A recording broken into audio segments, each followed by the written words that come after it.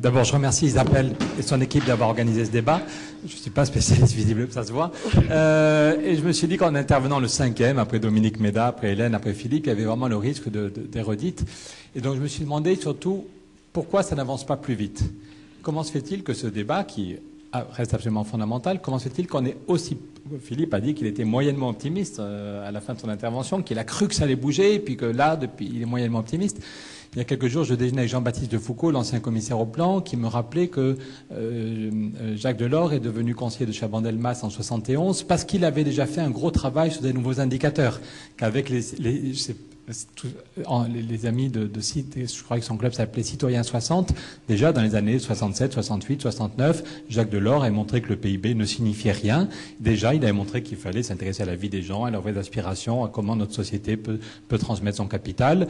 La dimension environnementale n'était peut-être pas complètement prise en compte autant qu'on le ferait aujourd'hui, mais elle était déjà dans les indicateurs. J'ai vu le bouquin. Donc moi, j'étais élève à l'agro en 1984-87, et déjà on nous expliquait que le débat sur les indicateurs était un vieux débat, en gros qu'il fallait être ringard pour n'avoir pas compris que le PIB ne signifiait plus rien. Donc comment se fait-il aujourd'hui qu'en 2010, on ait encore besoin d'organiser ce débat fondamental, et comment se fait-il qu'il y ait une telle inertie? Alors évidemment, il y a la difficulté. C'est Keynes, John Maynard Keynes, qui disait que le plus difficile n'est pas de comprendre une idée nouvelle, mais le plus difficile est de comprendre, d'enlever les idées anciennes qui sont restées dans notre cerveau, qui sont allées jusqu'au bout de tous les neurones, tout ce qu'on a entendu pendant 30 ans. Et voilà. Donc, mais quand même, je crois aussi que si on a tellement de mal à évoluer, c'est que on ne mesure pas la gravité de la situation, et qu'une partie de nos dirigeants ne mesure pas la gravité. Donc, c'est aussi une façon de répondre à la question, de dire pourquoi, à mes yeux, la situation est vraiment grave. Deux citations, c'est Stiglitz, qui, je vous conseille son avant-dernier livre, le triomphe de la cupidité, qui dit « Personne ne veut regarder les choses en face. Nous sommes en train de préparer le terrain pour d'autres crises aussi violentes que celles que nous traversons. Depuis 2 ans, on s'est contenté de déplacer les fauteuils sur le pont du Titanic. Déplacer les fauteuils sur le pont du Titanic. Et Krugman, il y a 2 semaines ou 3 semaines, dans le Herald Tribune, disait « Nos dirigeants sont dans le déni de la réalité ». Il a fait plusieurs éditos de plus en plus durs. Krugman s'énerve, il a raison.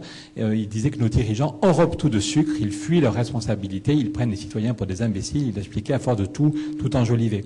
Et dans les mémoires de Churchill, il y a plusieurs fois, Churchill revient sur le fait qu'on aurait très bien pu éviter la Deuxième Guerre mondiale, mais que tous les dirigeants se croyaient obligés d'être optimistes, qu'il fallait absolument être optimiste et dire au peuple que tout allait bien, que la crise de 29 c'était bientôt fini, que M. Hitler n'était pas si méchant et que si on lui laissait quelques territoires, sans doute ce M. Hitler allait se calmer.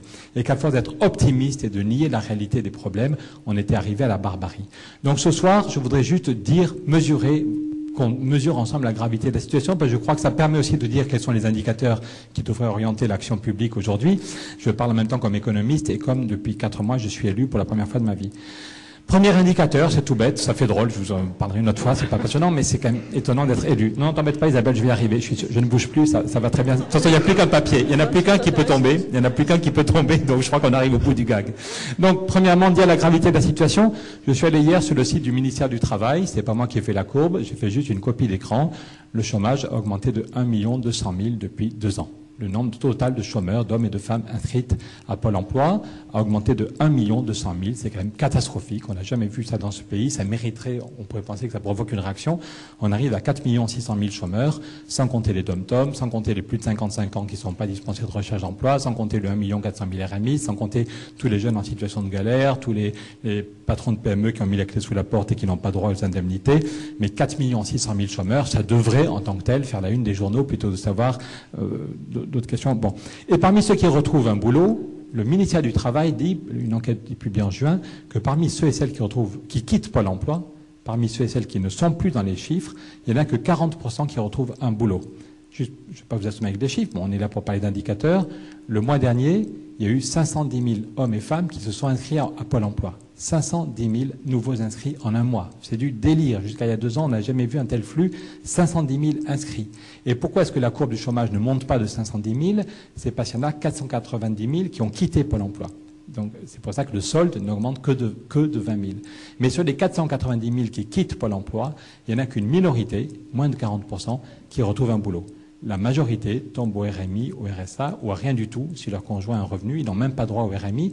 Donc la famille aura divisé par 2 son revenu en 1 an. Il n'apparaît aucune statistique, mais ils sont dans la galère la plus totale.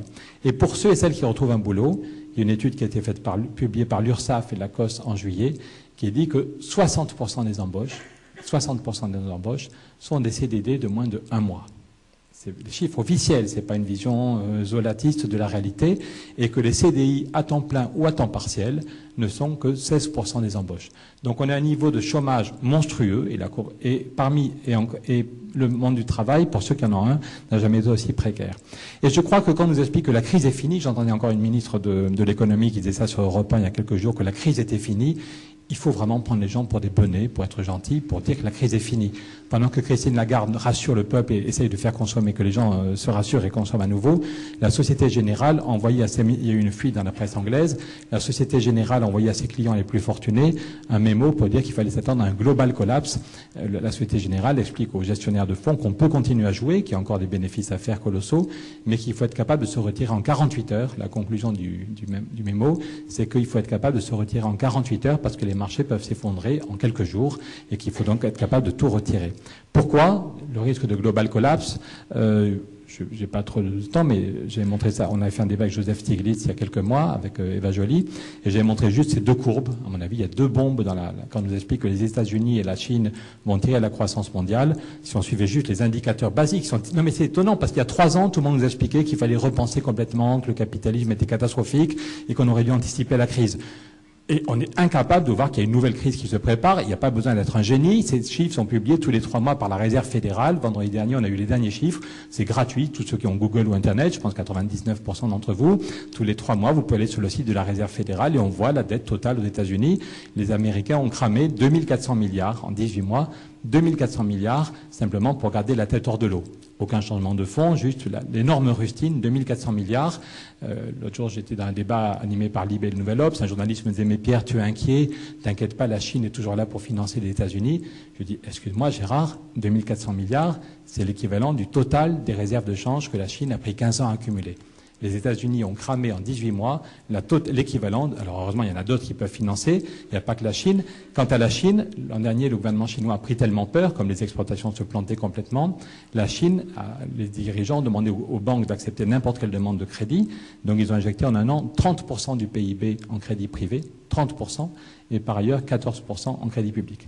Donc la Chine, pour garder de la croissance, toujours, parce que tous nos dirigeants, c'est pour ça que le débat que vous lancez, que vous essayez de relancer est fondamental, parce que tous les dirigeants de tous les pays de la planète pensent que si on n'a pas de la croissance, on ne peut pas donner du boulot à tout le monde, et donc c'est l'explosion sociale. Et donc, comme tout le monde croit qu'il faut absolument la croissance, quel que soit le prix à court terme, la Chine a injecté 44% du PIB. On n'a jamais vu un déséquilibre aussi ahurissant. Jusqu'à maintenant, on nous avait dit que c'était pas sérieux de mettre plus de 3% du PIB de déséquilibre. Souvenez-vous le traité de Maastricht. En Chine, pour garder 8 ou 9 ou 10% de croissance, ils ont injecté 44% du PIB. Ça n'est évidemment pas durable. On a d'ailleurs depuis quelques semaines des indicateurs que la Chine, l'activité, il y a une énorme bulle immobilière, j'ai pas le temps de détailler, mais il y a une énorme bulle qui est en train de péter, et la Chine est en train de se désengager des bons du Trésor. Je montrais ces courbes à Bourguignon, l'ancien chef économiste de la Banque mondiale, il y a quelque temps. Il me disait, ce qui nous sauve, c'est que la Chine continue à financer les États-Unis. Je dis, désolé de vous contredire, depuis quelques mois, la Chine vend ses bons du Trésor discrètement, mais la Chine, au total, s'est déjà désengagée pour plus de 100 milliards en quelques mois des bons du Trésor américains. Donc c'est étonnant, si on parle d'indicateurs, que faut-il mesurer? On est dans une fuite en avant totale pour maintenir à tout prix de la croissance.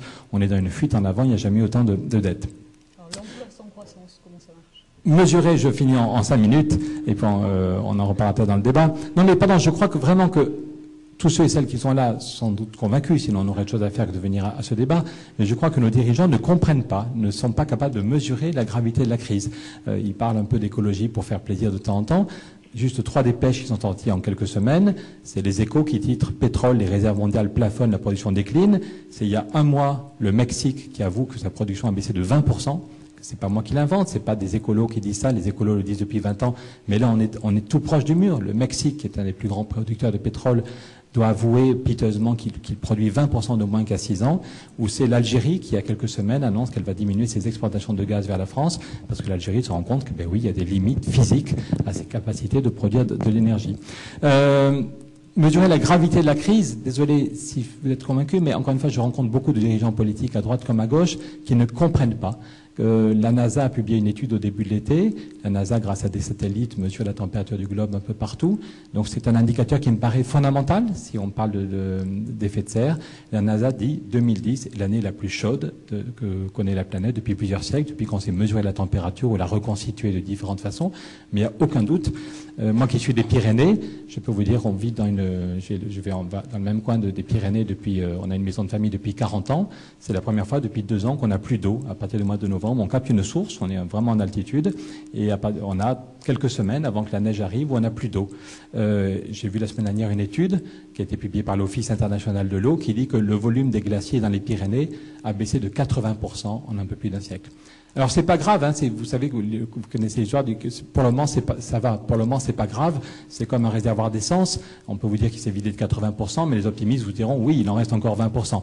Mais le problème c'est que quand on n'aura plus du tout d'eau pendant quelques mois, en France cet été il y a déjà 2 centrales nucléaires qui ont dû arrêter leur activité parce qu'il n'y avait plus assez d'eau pour refroidir le réacteur, donc tous les couillons qui nous expliquent, je ne parle pas seulement de Claude Allègre, mais je ne donnerai pas de nom, mais qui nous expliquent, mais tous ceux qui nous disent qu'il n'y a pas de réchauffement climatique, tous ceux qui nous disent qu'il n'y a pas de réchauffement climatique devraient juste lire les journaux et regarder l'étude de la NASA, et tous ceux qui nous disent après ça qu'il ne faut pas s'inquiéter, le nucléaire va régler le problème, eh bien cet été déjà, il y a 2 centrales qui ont dû arrêter de fonctionner parce qu'il n'y avait plus assez d'eau pour les refroidir, parce que s'il y a moins de neige, s'il y a moins de glace dans les Alpes ou dans les Pyrénées, eh bien effectivement le cours d'eau de la Garonne ou d'autres fleuves ou du Rhône diminue, et donc on voit bien que, et ça c'est aujourd'hui en 2010, si on continue comme ça, qu'est-ce qu'il en sera en 2030 ou en 2040?